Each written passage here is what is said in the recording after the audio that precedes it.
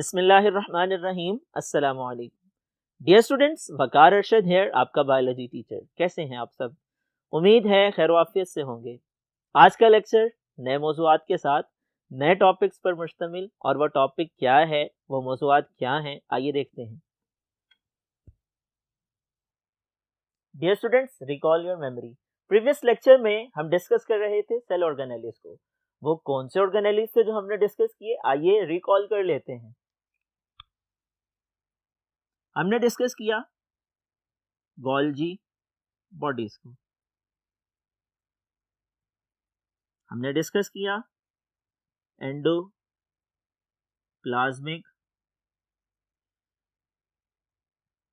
Reticulum को, और हमने डिस्कस किया लाइसोसोम्स को। डियर स्टूडेंट्स, गोल्जी बॉडीज की बात की जाए, ये सेल के अहम ऑर्गेनेलिज हैं। कैमिलो गोल्जी एक साइंटिस्ट था जिसने इन्हें सबसे पहले ऑब्जर्व किया, उसी के नाम पर इसका नाम रखा गया है। ये डबल मेम्ब्रेन बाउंडेड ऑर्गेनेलिज हैं। ये सेक्स पे मुश्तमिल हैं, वो सेक्स जो कि फ्लैटेंड सेक्स होते हैं, फूली हुई थैलियां होती हैं। डियर स्टूडेंट्स, ये एक दूसरे के ऊपर स्टैक्ड होते हैं, अरेंज होते हैं, इकट्ठे पाए जाते हैं। इनके मजमुए को गोल्जी बॉडीज कहा जाता है। एक थैली को सिस्टर्नी कहा जाता है, और इनको हम गोल्जी ऑपरेटस भी कहते हैं, गोल्जी स्ट्रक्चर भी कहते हैं, गोल्जी कॉम्प्लेक्स भी कहते हैं। इनका बुनियादी काम ये है कि एंडोप्लाज्मिक रेटिकुलम से जो मुख्तलिफ पार्टिकल्स आते हैं उनको मॉडिफाई करते हैं, उनको पैक करते हैं, गोल्जी वेसिकल की सूरत में बदलते हैं, सेल से बाहर खारिज कर देते हैं। डियर स्टूडेंट्स, इसके बाद एंडोप्लाज्मिक रेटिकुलम की बात की जाए, ये भी सेल के अहम ऑर्गेनेलिज हैं। ये क्या है? It is the network of interconnected channels that extends between cell membrane and nuclear envelope। यानी ये ऐसी चैनल्स हैं, नालियां हैं जो इंटरकनेक्टेड हैं, एक दूसरे से मुंसलिक हैं, और सेल के अंदर न्यूक्लियर एनवेलप से लेकर के सेल मेम्ब्रेन के दरमियान फैली होती हैं। इनकी दो इकसाम हैं, एक को हम स्मूथ एंडोप्लाज्मिक रेटिकुलम कहते हैं, एक को रफ एंडोप्लाज्मिक रेटिकुलम कहते हैं। स्मूथ एंडोप्लाज्मिक रेटिकुलम को SER भी लिखते हैं, रफ एंडोप्लाज्मिक रेटिकुलम को RER भी लिखते हैं। SER की बात की जाए, इस पर राइबोसोम नहीं पाए जाते, जिसकी वजह से ये स्मूथ दिखाई देता है, और इसका बुनियादी काम केमिकल्स को डिटॉक्सिफाई करना है, मेटाबॉलिज्म में मदद देना है, ट्रांसपोर्ट ऑफ मटेरियल में हेल्प आउट करना है। रफ एंडोप्लाज्मिक रेटिकुलम की बात की जाए, इसके ऊपर राइबोसोम पाए जाते हैं, प्रोटीन सिंथेसिस में बुनियादी किरदार अदा करते हैं। डियर स्टूडेंट्स, इसके बाद तीसरी चीज लाइसोसोम है। सिंगल मेम्ब्रेन बाउंडेड ऑर्गेनेली है। एक साइंटिस्ट जो कि बेल्जियम का रहने वाला है, क्रिश्चियन रेनी डीडव उसका नाम है, उसने सबसे पहले इन्हें ऑब्जर्व किया। ये सिंगल मेम्ब्रेन होते हैं, इनके गिर्द एक ही हिफाजती झिल्ली मौजूद होती है, इनमें मजबूत किस्म के डाइजेस्टिव एंजाइम्स पाए जाते हैं। ये फूड वैक्यूल के पास जाते हैं, उनके साथ फ्यूज हो जाते हैं, और उन एंजाइम्स को जब ये फ्यूज हो जाते हैं, सेल के वैक्यूल में खारिज कर दिया जाता है। ये सेल के अंदर जाते हैं, अपने टारगेट मटेरियल पर अटैक करते हैं, उसकी डाइजेशन करवा देते हैं, उसकी ब्रेकडाउन करवा देते हैं। डियर स्टूडेंट्स, आइए फर्दर ऑर्गेनेलिस को देखते हैं जो कि रिमेनिंग है, और प्रोकैरियोट और यूकैरियोट में फर्क को समझने की कोशिश करते हैं। Dear students, centriole. सेंट्रियोल की बात की जाए, ये दरअसल होलो सिलेंड्रिकल ट्यूब्स होती हैं,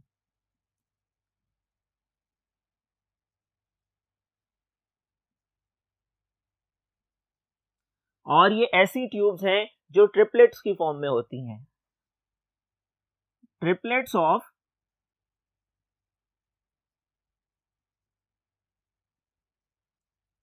9 tubules. What does it mean? इसका मतलब क्या है? दरअसल ये मजमुआ है ट्रिपलेट्स का, तीन तीन नालियों का, और ये 9 की तादाद में होती हैं, सिलेंड्रिकल शेप में अरेंज होती हैं, जिनके दरमियान में खला मौजूद होता है। आप इसको डायग्राम की सूरत में यूं ड्रॉ कर सकते हैं।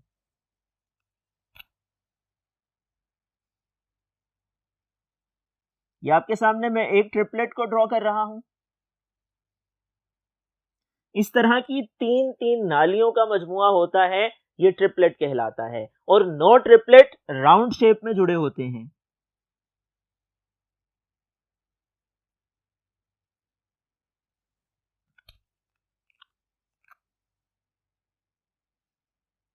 वन 2 3 4 5 6 7 8 9।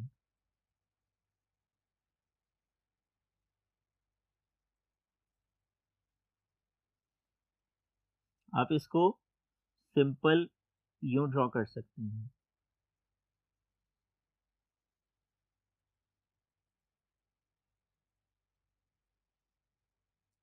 तीन का ट्रिपलेट, तीन का ट्रिपलेट,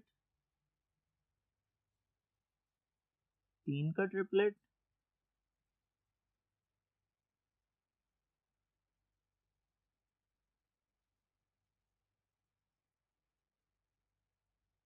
वन 2 3 4 5 6 7 8 9। इस तरह के 9 ट्रिपलेट्स राउंड शेप में जुड़े होते हैं और दरमियान में खला मौजूद होता है। इस ट्रिपलेट्स ऑफ 9 ट्यूब्यूल्स को, जो कि होलो सिलेंड्रिकल फॉर्म में अरेंज्ड होते हैं, हम सेंट्रियोल का नाम देते हैं। डियर स्टूडेंट्स, कलेक्टिवली इनको हम सेंट्रोसोम भी कहते हैं।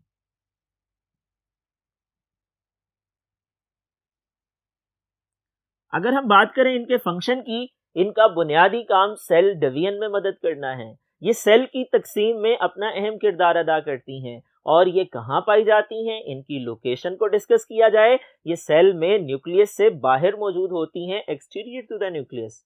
आइए फर्दर डिटेल्स को देखते हैं। डियर स्टूडेंट्स, इसके बाद जो नेक्स्ट ऑर्गेनेली है, वैक्यूल। वैक्यूल की बात की जाए, वैक्यूल क्या है? ये मेम्ब्रेन बाउंडेड ऑर्गेनेलीज हैं।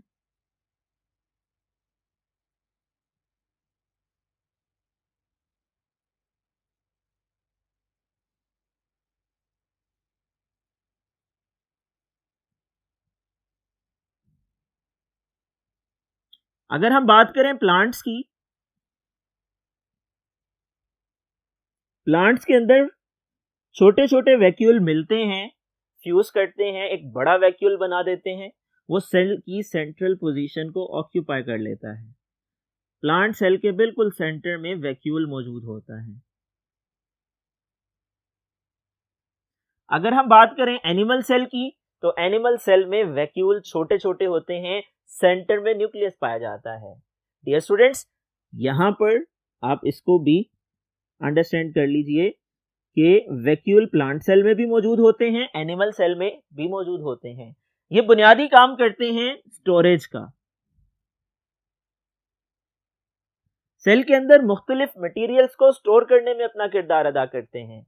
डियर स्टूडेंट्स, इनके अंदर फूड मटेरियल स्टोर होते हैं, इनके अंदर सरप्लस फूड स्टोर होती है, इनके अंदर मुख्तलिफ किस्म के केमिकल्स स्टोर होते हैं। कुछ वैक्यूल ऐसे हैं जिन्हें हम कॉन्ट्रैक्टाइल वैक्यूल कहते हैं। उनके जरिए से बाज जानदार मूवमेंट करते हैं, हरकत करते हैं, एक जगह से दूसरी जगह जाते हैं। डियर स्टूडेंट्स, वैक्यूल की वजह से जिन पौधों में यह वैक्यूल पाया जाता है, अगर वो फिल होते हैं, उनके अंदर वाटर मौजूद होता है, वो सेल टर्जिड हो जाते हैं, फूल जाते हैं, तनाव की हालत में आ जाते हैं। तो हम ये भी कह सकते हैं कि वैक्यूल सपोर्ट भी करते हैं सेल्स को। डियर स्टूडेंट्स, आइए इसके बाद अब हम डिस्कस करते हैं प्रोकैरियोट्स और यूकैरियोट्स की दो किस्मों को, और डिस्कस करते हैं सीलिया एंड फ्लैजेला को।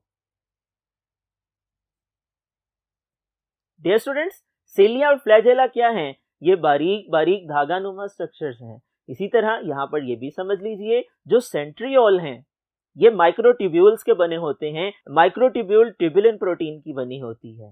डियर स्टूडेंट्स, सीलिया और फ्लैजेला ये वो हेयर लाइक अपेंडेजेस हैं जो मूवमेंट में हेल्प करते हैं, जो हमारी बॉडी में भी पाए जाते हैं, बैक्टीरिया में भी पाए जाते हैं। फ्लैजेला की बात की जाए, आप देख सकते हैं, आपके सामने डायग्राम मौजूद है। फ्लैजेला एक धागानुमा स्ट्रक्चर है, बैक्टीरिया की बॉडी के साथ अटैच होती है, उसको मूवमेंट में हेल्प करती है। ये भी खास किस्म की प्रोटीन से बनी होती है। सीलिया की बात की जाए, सीलिया की मिसाल आपके जिस्म में खुराक की नाली है। खुराक की नाली हो या सांस की नाली हो, उसमें बारीक बारीक बालों की तरह के स्ट्रक्चर्स पाए जाते हैं, जिन्हें हम सीलिया कहते हैं। ये भी दरअसल खास किस्म की प्रोटीन्स हैं। आइए अब हम प्रोकैरियोट्स और यूकैरियोट्स, जो कि सेल्स की दो इकसाम हैं, उनको डिस्कस करते हैं। डियर स्टूडेंट्स, ये बहुत इंपॉर्टेंट क्वेश्चन है। प्रोकैरियोट्स और यूकैरियोट्स में फर्क के बारे में पूछा जाता है।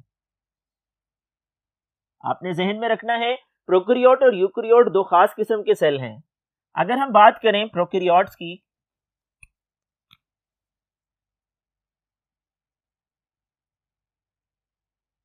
प्रोकैरियोट्स के बारे में आप यूं समझ सकते हैं कि ये प्रिमिटिव टाइप के सेल हैं।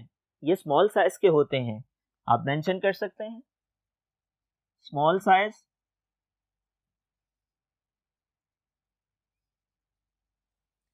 आप डिस्कस कर सकते हैं ये सिंपल इन स्ट्रक्चर होते हैं।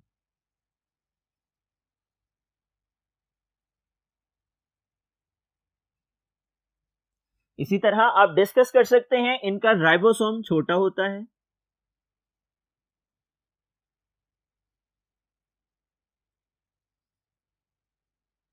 इसी तरह आप डिस्कस कर सकते हैं इनमें मेम्ब्रेन बाउंडेड ऑर्गेनेलीज नहीं पाए जाते।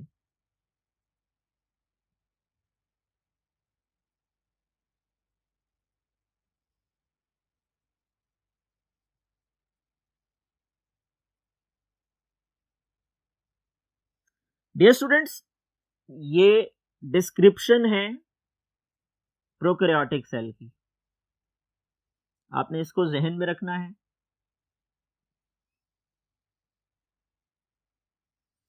अब आइए देखते हैं हम यूकैरियोटिक सेल्स को।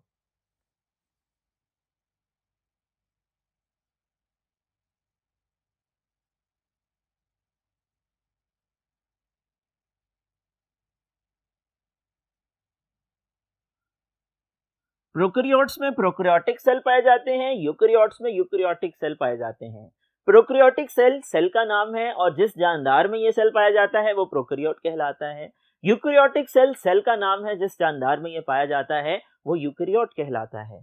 आप इसमें डिस्क्राइब कर सकते हैं, number 1, eukaryotic cell large size रखते हैं।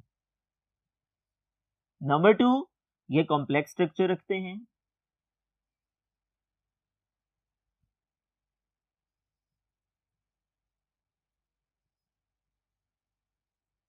और नंबर 3, इनमें राइबोसोम लार्ज होते हैं। जबकि नंबर 4, इनमें मेम्ब्रेन बाउंड ऑर्गेनेलीज पाए जाते हैं। इसके बरक्स प्रोकैरियोटिक सेल में मेम्ब्रेन बाउंड ऑर्गेनेलीज नहीं पाए जाते। आप इसको डिस्क्राइब कर सकते हैं इन पॉइंट्स की मदद से। डियर स्टूडेंट्स, यहां पे एक और डिफरेंस भी है जो इन दोनों में पाया जाता है और ये एक मेजर डिफरेंस है। वो डिफरेंस क्या है? प्रोकैरियोटिक सेल में सेंट्रल रीजन को न्यूक्लियोइड रीजन कहा जाता है। इनमें बाकायदा न्यूक्लियस नहीं पाया जाता, न्यूक्लियर एनवेलप मौजूद नहीं होता, न्यूक्लियोलस मौजूद नहीं होता, बल्कि इनका जेनेटिक मटेरियल सेल के दरमियान में होता है, फ्लोट कर रहा होता है। उस सेंट्रल रीजन को न्यूक्लियोइड रीजन कहते हैं। जबकि यूकैरियोट में प्रोमिनेंट न्यूक्लियस मौजूद होता है। ये इंपॉर्टेंट डिफरेंस है, आपने इसको याद रखना है। डियर स्टूडेंट्स, एक और डिफरेंस भी है जो आप इसमें ऐड ऑन कर सकते हैं, वो एग्जांपल्स का डिफरेंस है। अगर हम प्रोकैरियोट्स की बात करें, प्रोकैरियोट्स की एग्जांपल बैक्टीरिया हैं।